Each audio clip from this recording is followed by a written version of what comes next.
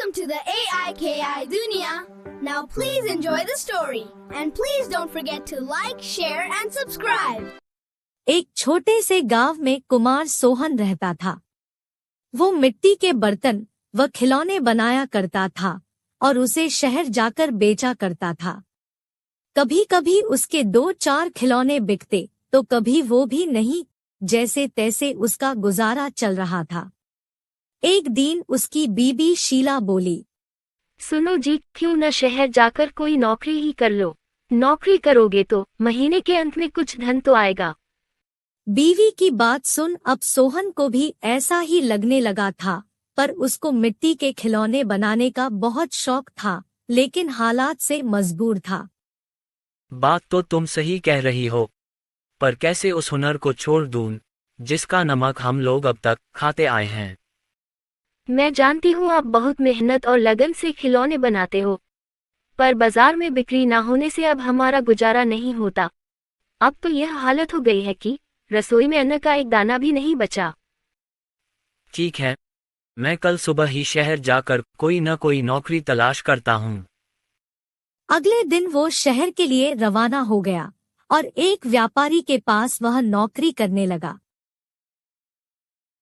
सोहन वहां नौकरी करता तो जरूर था, पर उसका मन अभी भी अपने चाक और मिट्टी के खिलौनों में ही रहता था। समय बीतता गया। एक दिन शहर में जहां वह काम करता था, उस मालिक के घर पर उसके बेटे निखिल का जन्मदिन था। सब महंगे महंगे तोहफे लेकर आए। सोहन ने सोचा, क्यों ना मैं मिट्टी का खिलौना बनाऊं और बच्चे के लिए लेकर जाऊं। वैसे भी हम गरीबों का तोहफा कौन देखता है। यह सोचकर वह मिट्टी का खिलौना बनाया और बनाकर जन्मदिन पर ले गया। जब दावत खत्म हुई तो निखिल की नजर उस मिट्टी के खिलौने पर पड़ी। उसे वो हाथ में उठा लिया और खुश होकर और भी बच्चों को दिखाने लगा। खिलौना सभी बच्चों को बहुत पसंद आया और जिद करने लगे कि उनको भी वैसा ही खिलौना चाहिए। यह सब देख सभी मेहमान एक दूसरे की तरफ देखने लगे और एक ही बात पूछने लगे, अरे वाह, इतना शानदार तोहफा कौन लाया है? इतना महंगा तोहफा ये किसने लाया होगा?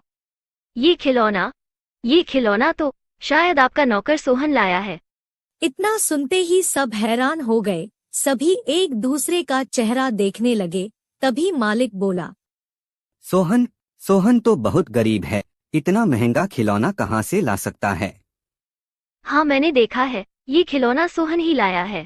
ठीक है, सोहन को बुलाओ, उससे पूछो कि ये खिलौना वह कहाँ से खरीदा है। वहाँ सोहन आता है और सब उसी के तरफ देखते हैं। वह माहौल देखकर हैरान हो जाता है। मुझसे क्या गलती हुई, सब मुझे ही घूर रहे हैं। शायद मेरा खिलौना निखिल को पसंद नहीं आया होगा और बच्चों के सामने वो अपमानित होगा। कोई बात नहीं, मैं माफी मांग लूंगा। मालिक, क्या आपने मुझे बुलाया? हाँ सोहन, क्या यह खिलौना तुमने दिया है? हाँ मालिक। तुम यह खिलौना कहाँ से लेकर आए हो और इतना महंगा तोहफा तुम लाए कैसे? इतना सुन सोहन मन ही मन खुश होता है और मुस्कुराते हुए बोलता है, माफ कीजिएगा मालिक, ये कोई महंगा तोहफा नहीं है, यह मैंने खुद बनाया है। गांव में यही खिलौना बनाकर मैं अपने परिवार का गुजारा करता था, लेकिन इससे अब घर नहीं चलता, इसलिए आपके यहाँ नौकरी करने आया हूँ। अरे वाह, तुम क्या अभी है खिलौना बना सकते हो? और सभी बच्चे को तुम्हारा खिलौना बहुत पसंद आया है, इन्हें भी ऐसा ही खिलौना चाहिए। सोहन खुश होकर बोला, हाँ मालिक, बिल्कुल बना सकता हूँ। जब कल मैं आऊँगा तो खिलौना बनाकर लेते आऊँगा। अगले दिन सोहन ने शानदार रंग बिरंगे खिलौने बना कर दिए। यह देख मालिक ने सोचा, क्यों ना मैं खिलौने का भी व्यापार करूं।